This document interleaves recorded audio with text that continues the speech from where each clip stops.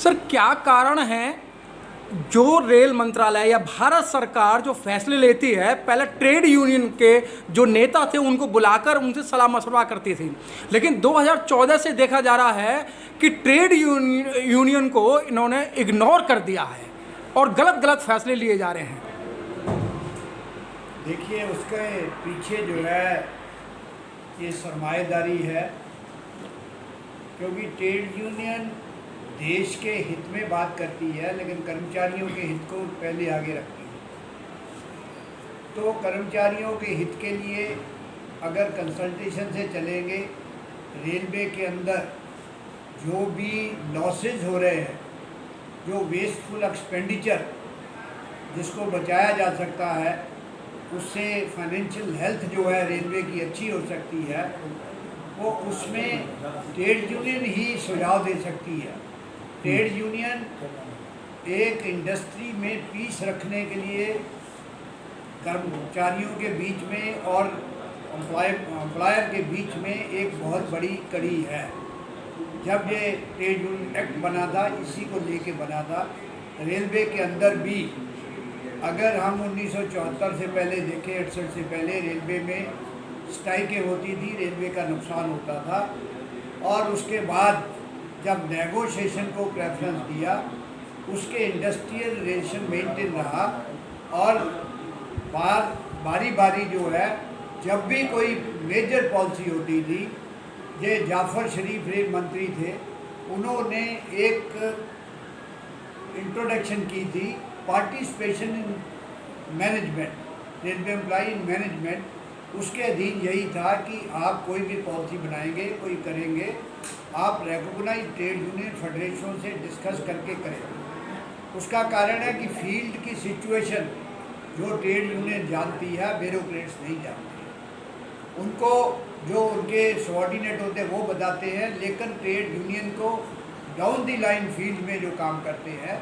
उनकी सिचुएशन पता हो। दूसरी ये बात, अभी जब से ये गवर्नमेंट आई है, ये नारा दे रही है, अभी ये नया नारा दे दिया है इन्होंने, इससे पहले कई नारे हैं, अमृतकाल। अमृतकाल का मतलब पहले समझना चाहिए। अमृतकाल सुबह सवेरे जल्दी उठ के 4 बजे उठ के उस टाइम को कहते हैं अमृतकाल कि शुभ समय। अब अमृतकाल कहाँ है देश के अंदर, किस तरह है, कैसे अमृतकाल आएगा? जो इस देश के अंदर एक इंसान को जीने के लिए, एक नागरिक को जीने के लिए जो रोज़मर्रा की चीज़ें हैं उसका रेट इतना बढ़ा दिया, चाहे वो खाद्य पदार्थ हो, चाहे वो डीजल हो, पेट्रोल हो, या दूसरी मार्केट की चीज़ हो, तो अमृतकाल कैसे आएगा? जो हमारा देश का नौजवान हायर एजुकेशन लेके आगे जॉब के लिए घूम रहा है, उसको जॉब नहीं मिलेगी तो उसके लिए अमृतकाल कहाँ से आएगा? तो ये ऐसे नारे देना बहुत आसान है। स्किल इंडिया का नारा दिया, उससे कितना स्किल बढ़ा। इन्होंने रेलवे के अंदर अगर एक आधी फैक्ट्री जैसे सोनीपत में लगाई, उसमें क्या किया? उसमें कोई नया स्टाफ की रिक्रूटमेंट नहीं हुई। एग्जिस्टिंग जो पोस्टें थी उसको ट्रांसफ़र कर दिया। उस इंडस्ट्री का क्या फ़ायदा जिसमें आप कह रहे हैं कि हम बेरोजगारी ख़त्म करेंगे, करोड़ों जो है नौजवानों को रोज़गार देंगे। इंडस्ट्री लगाओ और जॉब क्रिएट करो, जिससे देश के अंदर जो नौजवान है गलत रास्ते पे ना जाए। अभी आपने डिफेंस के अंदर क्रांतिवीर जो है उसका एक नारा दिया, वो क्या है? उसमें भी है कि टेम्परेरी आप आओ, 4 साल नौकरी करो, उसके बाद दफ़ा हो जाओ, और उससे उनको एमुनेशन दे देंगे, उनको एमुनेशन सिखा देंगे। जब उनको जॉब नहीं मिलेगी, बाद में उसके मन में क्या होगा, कौन सा रास्ता अपनाएंगे? क्या इस देश के जो कर्णाधार है, जो पॉलिटिकल लीडर है, उनकी ये सोच नहीं है? अब कोई गवर्नमेंट एम्प्लॉई को महंगाई भत्ते का एक फार्मूला बना, आज से नहीं बना, वो फार्मूला इसलिए बना कि इस देश के अंदर इंडेक्स जब बढ़ेगा उसके लिए एक तरीका बनाया। पार्लियामेंट ने उस अवार्ड को अप्रूव किया। आज तक 60 साल कांग्रेस गवर्नमेंट रही, बड़े क्राइसिस आए, बड़े दूसरे देशों से युद्ध हुए, कभी भी महंगाई भत्ता फ्रीज नहीं हुआ। जो इस गवर्नमेंट ने 3 इंस्टॉलमेंट फ्रीज करके लोगों के पेट पे लात मारी। दूसरी तरफ अपना तो फ्रीज नहीं किया। मेंबर पार्लियामेंट जो 1954 में इनकी क्या तनख्वाह थी, आज ये क्या लेते हैं?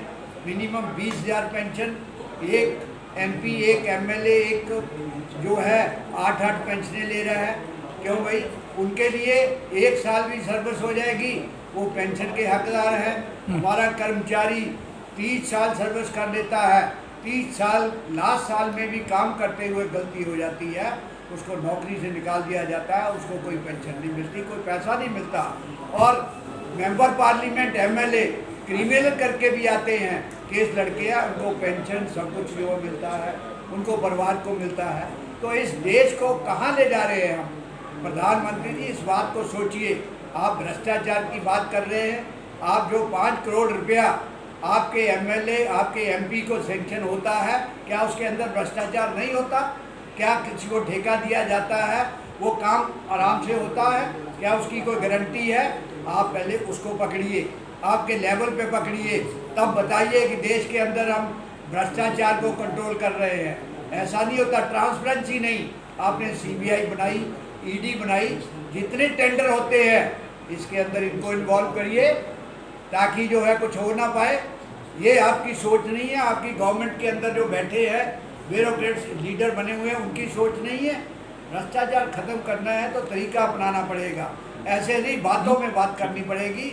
दूसरा, रेलवे कर्मचारी देश का सेवक है, असली नेशनलिटी है उसके अंदर, वो देश की और रेलवे की और परिवार की अपनी सेवा करता है, काम करके देता है, कमा के देता है।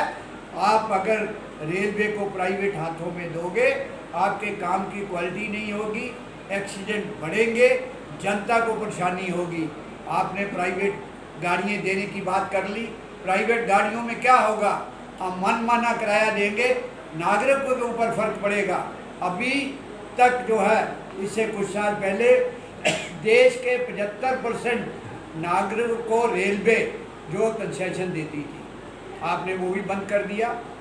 इतने साल कांग्रेस गवर्नमेंट में हम जो है कंसेशन देते रहे, आपने क्यों बंद किया? जो सीनियर सिटीजन है, बीमार है, कैंसर पेशेंट है, TB पेशेंट है या दूसरे, उसको क्यों बंद किया? क्या कारण है उसका? आपको पैसे अर्न करने का तरीका जो लोग बताते हैं ठेकेदार से नहीं होगा, ठेकेदार इस देश को लूटेगा। तो इसलिए आज के इस शुभ दिन पे हम भारत सरकार के लिए निवेदन करते हैं कि अपनी पॉलिसियों को बदले, डेवलपमेंट के नाम पे।